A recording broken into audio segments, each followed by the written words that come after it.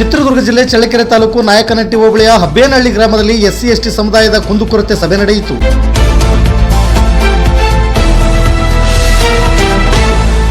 ಸಭೆಯಲ್ಲಿ ತಳುಕು ಸಿಪಿಐ ಹನುಮಂತಪ್ಪ ಸಿರಹಟ್ಟಿರವರು ಮಾತನಾಡಿ, ಗಾಂಜಾ ಎನ್ನುವಂತಹ ಮಾದಕ ವಸ್ತು ಹದಿಹರೆಯದವರ ಮೇಲೆ ಮತ್ತು ಮಕ್ಕಳ ಮೇಲೆ ಅತ್ಯಂತ ಕೆಟ್ಟ ಪರಿಣಾಮ ಬೀರುವಂತದ್ದಾಗಿದ್ದು, ಸ್ಥಳೀಯವಾಗಿ ಯಾರಾದರೂ ಗಾಂಜಾ ಬೆಳೆಯುವ ಮತ್ತು ಮಾರಾಟ ಮಾಡುವವರಿದ್ದರೆ ನಮಗೆ ಮಾಹಿತಿ ನೀಡಿ ಎಂದು ಕಿವಿ ಮಾತು ಹೇಳುವುದರ ಜೊತೆಗೆ ಕಾನೂನು ಸಲಹೆ ನೀಡಿದರು.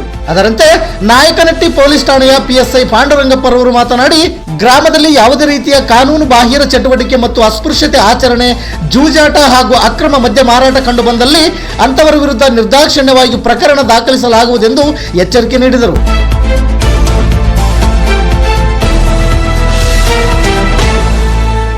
ಸಭೆಯಲ್ಲಿ ನಾಯಕನಹಟ್ಟಿ ಪೊಲೀಸ್ ಠಾಣೆಯ PSI ಪಾಂಡುರಂಗಪ್ಪರವರು ಹಾಗೂ ತಳುಕು ವೃತ್ತ ನಿರೀಕ್ಷಕರಾದ ಹನುಮಂತಪ್ಪ ಸಿರಹಟ್ಟಿರವರು ಮತ್ತು ಪ್ರೊಬೇಷನರಿ PSI ಗುರುರಾಜ್ ರವರು ಹಾಗೂ ಗ್ರಾಮದ ಮುಖಂಡರಾದ N Chennappa, AP Revanna, A Veeranna, Baiyanna ಹಾಗೂ ದಲಿತ ಮುಖಂಡರಾದ ನಾಗರಾಜ್ ಮತ್ತು ಗ್ರಾಮದ ಮುಖಂಡರು ಹಾಗೂ ಯುವಕರು, ಮಹಿಳೆಯರು ಉಪಸ್ಥಿತರಿದ್ದರು.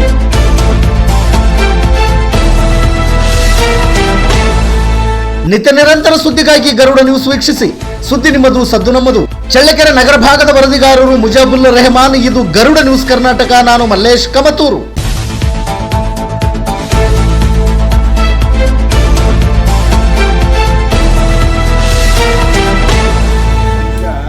ಅವನ ಶ್ರೀಮಿತನ ಕಳ್ಕೊಳ್ತಾನೆ. ಅವನು ಏನು ಮಾಡ್ತಾನೆ ಅನ್ನೋದು ಅವನಿಗೆ ಗೊತ್ತಾಗಲ್ಲ. ಸಣ್ಣ ಮಕ್ಕಳಿಗಂತೂ ಅದು ಭಾಳ ಎಫೆಕ್ಟ್ ಆಗುತ್ತೆ. ಇವನ್ ದೊಡ್ಡವರಿಗೂ ಎಫೆಕ್ಟ್ ಆಗುತ್ತೆ, ಸಣ್ಣ ಮಕ್ಕಳಿಗಂತೂ ಇನ್ನೂ ಫಾಸ್ಟಾಗಿ ಎಫೆಕ್ಟ್ ಆಗುತ್ತೆ.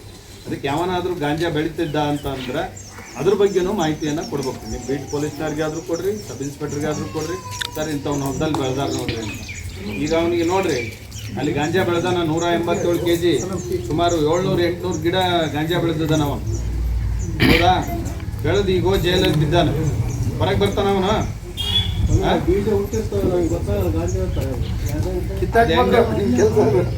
ಗಾಂಜಾ ಬೀಜ ಹುಟ್ಟಿರ್ತಾವ ಅಂದ್ರೆ ಅವೇನ್ ಮ್ಯಾಲಿಂದ ಉದುರ್ತಾವ, ನೀವು ಹೋಗಿ ಒಗದ್ರು ಹುಡ್ತಾವ.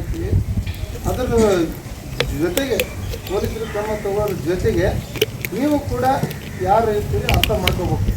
ಈಗ ನಮ್ಮ ಕುಟುಂಬ ಎಲ್ಲ ನಾವು ಬಡವ್ರ ಜನರು, ನಾವು ಕುಡಿಬಾರ್ದು, ಅವ್ರ ಚೆನ್ನಾಗಿ ಕುಟುಂಬ ನೋಡ್ಕೋಬೇಕು, ಮಕ್ಕಳು ಇರ್ತಾರೆ, ಮರಿ ಇರ್ತೀವಿ, ನಾವು ಹೆಂಗೆ ಜೀವನ ಮಾಡಬೇಕು ಅಂತಕ್ಕಂಥದ್ದನ್ನು ನೀವು ಯಾರು ಕುಡಿತಾರೋ ಅವರು ಅರ್ಥ ಮಾಡ್ಕೊಂಡ್ರೆ ಬದಲಾವಣೆ ಹೇಗಾಗ್ತದೆ.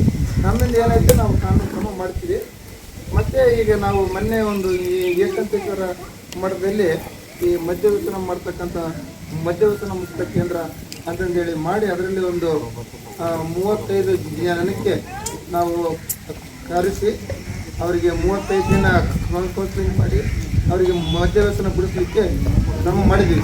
ನೀವು ನಿಮ್ಮ ಊರಲ್ಲಿ ನೀವೆಲ್ಲರೂ ಒಪ್ಪಿಗೆ ಕೊಟ್ಟು ಇಷ್ಟು ಜನ ಇದ್ದಾರೆ ಸರ್, ನಮ್ಮೂರಲ್ಲಿ ಬಿಡ್ತಕ್ಕಂಥವ್ರು ಅವರಿಗೆ ನಾವು ಒಂದು ವಾರ ಬಿಡ್ತೀವಿ, ಅವರಿಗೆ ಮದ್ಯವ್ಯಸನ ಬಿಡಿಸಿ ಕಳಿಸ್ರಿ ಅಂತ ತಾವು ಏನಾದರೂ ಹೇಳಿದರೆ ಅದಕ್ಕೊಂದು ದಿವಸ ತಾವೆಲ್ಲರೂ ಎಷ್ಟು ಜನ ಅದರ ಅಂತ ತಾವು ಹೇಳಿದರೆ ನಾವು ಅವ್ರಿಗೊಂದು ಮಧ್ಯಾಹ್ನ ಕುಡಿಯೋದನ್ನು ಬಿಡಿಸ್ಲಿಕ್ಕೆ ಒಂದು ಏನಾರ ಮಾಡೋಣ.